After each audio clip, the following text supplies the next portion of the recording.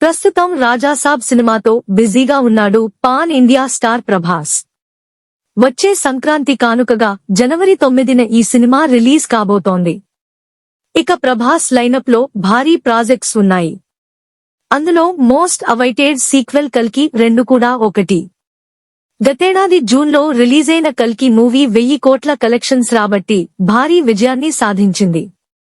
నాగ్ అశ్విన్ తెరకెక్కించిన ఈ సినిమా ప్రభాస్ కు రెండో 1000 కోట్ల సినిమాగా నిలిచింది.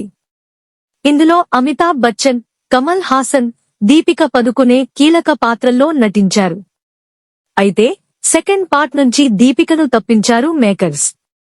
అందుకు ఆమె పెట్టిన కండీషన్స్ అనే వార్తలు వచ్చాయి.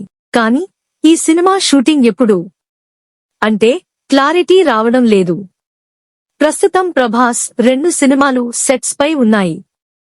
ఇప్పటికే Hanu Raghavapudi 4G shooting jet speed లో జరుగుతుండగా రీసెంట్ గా సందీప్ రెడ్డి వంగ స్పిరిట్ షూటింగ్ కూడా మొదలు పెట్టారు.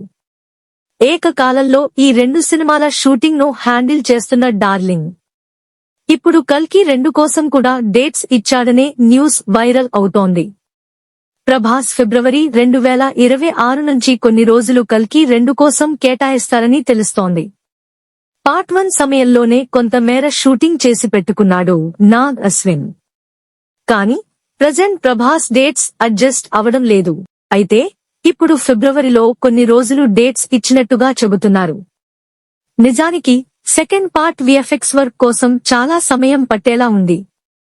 అందుకు సంబంధించిన సన్నివేశాలను ముందు షూట్ చేసే ఛాన్స్ ఉంది. కానీ ఒకేసారి ప్రభాస్ 3 సినిమాల షూటింగ్, ఆ లుక్స్ ని ఎలా మెయింటైన్ చేస్తాడనే విషయమే ఇక్కడ అంతుబట్టకుండా ఉంది.